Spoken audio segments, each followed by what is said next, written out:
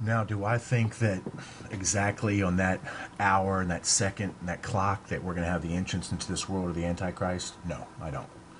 I know what the Bible is trying to describe. It's describing a shift in the moment. And when we're talking about that moment in the time, that's when they believe that the shift can take place. So anywhere from that point forward, I would expect to see the arrival of this supposed enlightened teacher that you see all of these GFL whoever talking about. And it's not going to be, if you think that this isn't a possibility for something like this to happen, I don't know where you've been putting your head, but it ain't in the light of the truth, that's for sure. This is going to happen. This is going to happen without a doubt. Like I said, it's not going to happen at that specific moment in time. That time just represents the shift, the possibility, the potential for it to take place. We're already in the time now. We're in the potential now. But you have to understand this. They're traditional, they're ritualistic, they're occultic, they're bound to the line, they're bound to the letter. They try to stay within the border. They try to stay tight. So a date and a moment and a time is specific to them. It's a part of ritual. So I would personally think that they're not going to let this one, as we see they've been preparing for it for so long. Everything is focused on it. Every symbolism that we have in Freemasonry, every symbolism that we have in our architecture, every freaking occultic message that you could possibly look at, all the crop circles, everything is telling you this moment in time. Everything for the last 5,000 years, historically, archaeologically, within the evidence, are preparing for this time. Where does the Mayan calendar even comes from? Well, it comes from one of the serpent gods that crossed the ocean into Mesoamerica to begin to spread and start the civilization. The serpent god was known as Quetzalcoatl, the plumed serpent. He's a representative of the same pantheon of fallen gods who are proclaiming the works of this fallen prince upon the world. And they came early to set this up.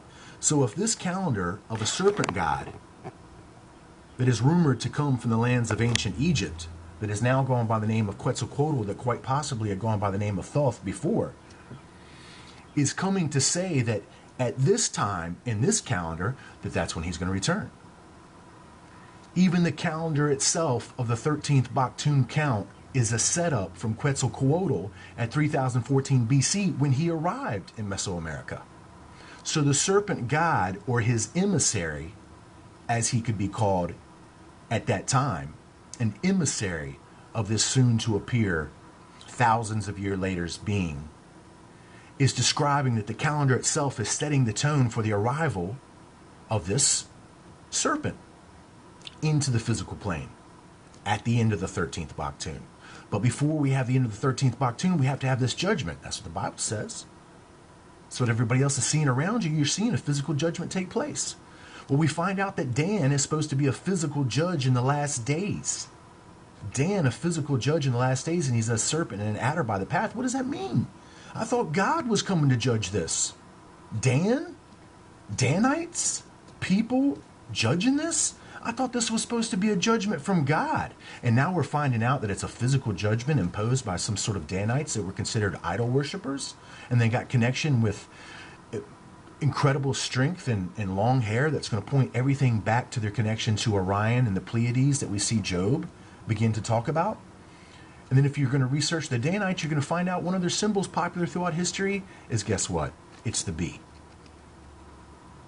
All of this begins to point to the same thing. All of this begins to point to the same timing, to the arrival of someone into this material plane. That's what the work's all about.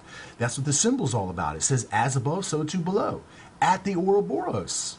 Remember what we saw here with the Mayan Milky Way calendar. What did I tell you that was up there? I said that was a serpent's mouth. What do you see up there? That's the serpent's mouth. What are they calling all this? They're calling all this what? The cosmic womb? Well, what does the Bible say is going to happen at this time? Birth pangs. This is called a dark rift. What is a rift? A rift is something that divides, comes between. They call this the dark road. Who wants to travel down this dark road? If this is the serpent's mouth, this is a symbol for the Penta, which is the physical world, which some symbolize as man. Why do, when we turn this up and make a pentagram, we see man's head entering to the serpent at this time? Think about it.